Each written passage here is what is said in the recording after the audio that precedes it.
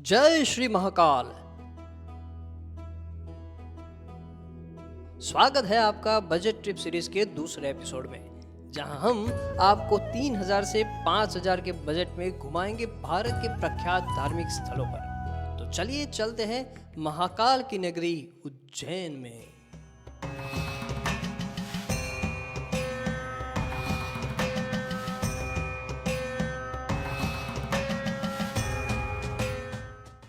इस वीडियो में हम आपको अहमदाबाद से उज्जैन कैसे पहुंचे, कहां रुके, कब कहां दर्शन खुले रहते हैं, कौन से स्थल है, बजट कितना होगा, उसकी पूरी जानकारी देंगे। अहमदाबाद से आपको बहुत सारी ट्रेन मिल जाएंगी उज्जैन की यात्रा के लिए, जिसका किराया करीबन 300 रुपये है, जिसमें आप अहमदाबाद से निकल के करीबन 8 घंटे के सफ़र के बाद पहुंच जाएंगे उज्जैन जंक्शन। बोलो महाकाल महाराज की जय।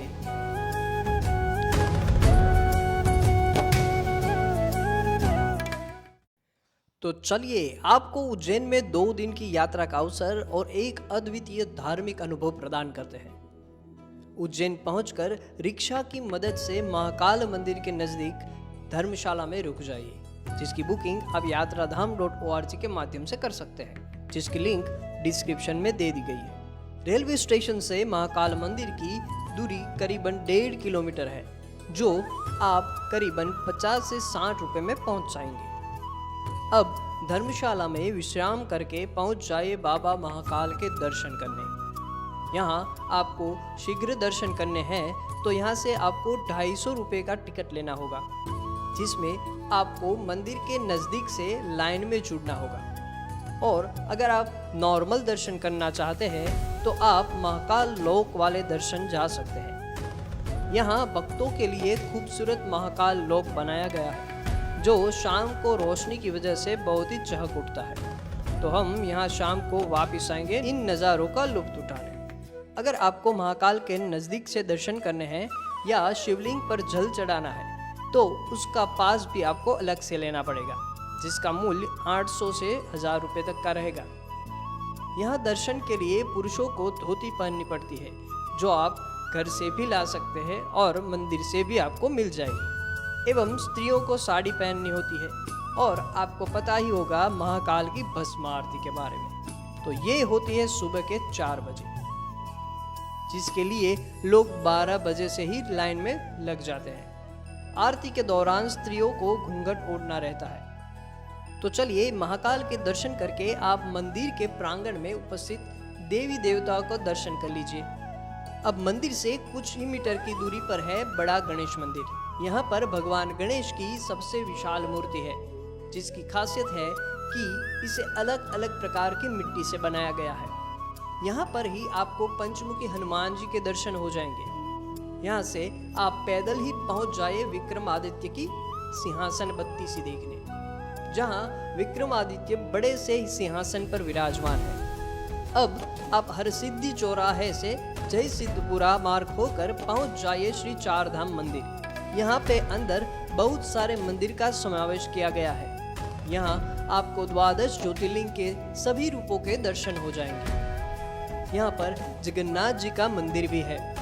आगे एक गुफा बनाई गई है, जिसके लिए आपको 5 रुपए का टिकट लेना होगा। यहाँ आपको भगवान श्री कृष्ण, भगवान शिव, ऋषि मुनि, प्रभु श्री राम, ब्रह्मा, विष्णु, महेश की कहानियाँ दिखाई गई है। आगे यहाँ माँ वैष्णो देवी का मंदिर है। यहाँ इन सभी मनमोहक कृतियों को देखने के बाद पहुँच जाइए श्री शंकराचार्य मठ, जहाँ आप पैदल यात्रा करके भी पहुँच सकते हैं। अब यहाँ दर्शन करने के बाद आप निकल जाइए भोजन करने, जहाँ आपको 80 से 100 रुपये में थाली मिल जाएगी। अब भोजन करने के बाद निकल जाइए काल भैरव के दर्शन करने। यहाँ से आपको करीबन 100 से 150 रुपये में शेयरिंग रिक्शा मिल जाएगी, जो आपको अपनी धर्मशाला तक वापस ले जाएंगे। यहाँ रास्ते में उज्जैन में स्थित 2 शक्तिपीठों में से एक का मंदिर है, जो गढ़कालिका माता मंदिर से प्रसिद्ध है, जहाँ माता सती का ऊपरी होठ गिरा था। यहाँ दर्शन के बाद पहुँच जाइए काल भैरव के दर्शन के लिए, जहाँ भैरव को मदिरा का चढ़ावा चढ़ाया जाता है। यही मदिरा प्रसाद में भी बांटी जाती है। महाकाल जो उज्जैन के राजा है, वैसे ही काल भैरव यहाँ के कोतवाल है। उनका वाहन काला स्वान है। यहाँ पर एक बड़ी दीपमाला है। यहाँ से नजदीक में आप जा सकते हैं महर्षि सांदीपनि आश्रम, जहाँ भगवान श्री कृष्ण ने भाई बलराम और मित्र सुदामा के साथ 64 विद्या और 14 कला की शिक्षा ली थी। यहाँ उनका गुरुकुल आज भी मौजूद है। यहाँ एक कुंड भी है जो गोमती कुंड के नाम से प्रचलित है। यहाँ महादेव मंदिर भी स्थित है। यहाँ दर्शन करने के बाद अब पहुंच जाइए मंगलनाथ मंदिर।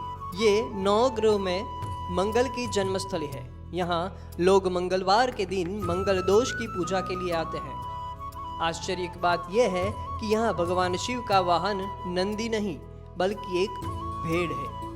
तो चलिए अब वापिस रिक्शा के साथ निकल जाइए अपनी धर्मशाला की ओर। अब दोपहर में आराम कर लीजिए। शाम को करीबन 5 बजे निकल जाइए श्री 24 खंबा माता मंदिर, क्योंकि यह मंदिर 24 खंभों पर खड़ा है, इसलिए इस मंदिर का नाम 24 खंबा माता पड़ा। यह माता को नवरात्रि में अष्टमी के दिन मदिरा एवं विविध भोगों का चढ़ावा चढ़ाया जाता है। अब आप हरसिद्धि चौराया से होके जाइए श्री हरसिद्धि माता मंदिर। ये 51 शक्तिपीठों में से एक है। कहते हैं कि यह माता सती के दाहिने हाथ की कोहनी गिरी थी। यहाँ 2 बड़े दीप स्तंभ है, जिसमें शाम को आरती के वक्त 160 दिए जलाए जाते हैं। यहाँ दर्शन करने के बाद आप पहुँच जाइए राम घाट पर, जहाँ शाम के समय शिप्रा नदी की आरती होती है। यहाँ के दृश्यों में एक अलग ही शांति का अनुभव होता है। यहाँ आरती में शामिल होने के बाद अब वापिस से आप जाइए महाकाल लोक की ओर, जहाँ रात का दृश्य बहुत ही मनमोहक है। यहाँ आपको भगवान के सभी रूपों और उनके जीवन से जुड़ी बहुत सारी कहानियाँ मूर्ति रूप में देखने को मिलेगी। यहाँ बड़ी सी LED स्क्रीन पर महाकालेश्वर के दर्शन भी होंगे। यहाँ आप 150 रुपये में मंदिर की भस्म आरती को VR डिवाइस की माध्यम से देख सकते हैं। यहाँ आपको भारत माता मंदिर भी देखने को मिल जाएगा। तो चलिए अब थोड़ी देर यहाँ के नज़ारों का लुत्फ उठाने के बाद निकल जाए भोजन करने। भोजन करने के बाद लौट जाए अपनी धर्मशाला की ओर। दूसरे दिन सुबह का नाश्ता करके निकल जाए ओमकारेश्वर मंदिर के लिए, जो पवित्र नर्मदा नदी के किनारे स्थित है। यहाँ पहुँचने के लिए आपको प्राइवेट नॉन AC और AC बसें मिल जाएगी, जो आपको 4 घंटे में ओमकारेश्वर के बस स्टैंड तक पहुँचा देगी। यहाँ से मंदिर करीबन 1.5 किलोमीटर दूर है, तो आप 10 रुपये की रिक्शा में मंदिर तक पहुँच सकते हैं। ओमकारेश्वर में आते ही पवित्र नर्मदा मैया में स्नान करके निकल जाए ओमकारेश्वर मंदिर की ओर। मंदिर तक पहुंचने के लिए आपको नर्मदा नदी पर बने ममलेश्वर सेतु से होकर जाना होगा। 12 ज्योतिर्लिंग में से ओमकारेश्वर का स्थान चौथा है। यहाँ पर जो ज्योतिर्लिंग है वह पंचमुखी रूप में स्थापित है। ओमकारेश्वर मंदिर के सामने यानी नर्मदा मैया के दक्षिणी तट पर ममलेश्वर ज्योतिर्लिंग स्थापित है। ओमकारेश्वर की यात्रा में जो भी आता है वह नर्मदा नदी में बोटिंग जरूर करता है, जिसका किराया 100 से 200 रुपये तक पर पर्सन रहता है। यहाँ आप नर्मदा मैया की परिक्रमा भी कर सकते हैं। यह परिक्रमा मार्ग में आपको विभिन्न शिव मंदिर और पौराणिक कलाकृति देखने को मिलेगी। यह परिक्रमा में आपको 1.5 से 2 घंटे का समय लग सकता है। यह परिक्रमा वापिस ओमकारेश्वर मंदिर में आकर ही खत्म होती है। अब आप मंदिर परिसर के नज़दीक में खाना खा लीजिए, जो आपको 100 से 120 में पड़ेगा। अब वापिस की बस से लौट जाइए उज्जैन, जिसका किराया 100 से 200 रुपये पर पर्सन रहता है। शाम को आप उज्जैन के नज़दीकी मंदिर जैसे कि उज्जैन मंदिर, इस्कॉन मंदिर आदि के दर्शन करने जा सकते हैं।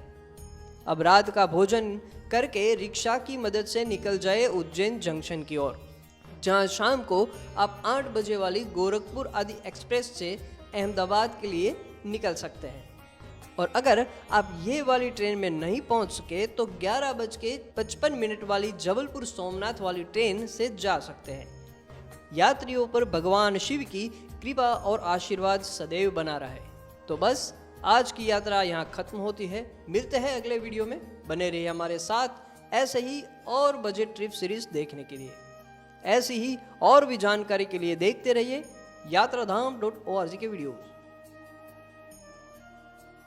इस वीडियो को लाइक, शेयर और सब्सक्राइब करना ना भूलें ताकि ऐसे ही वीडियोस की नोटिफिकेशन आपको मिलती रहे। धन्यवाद।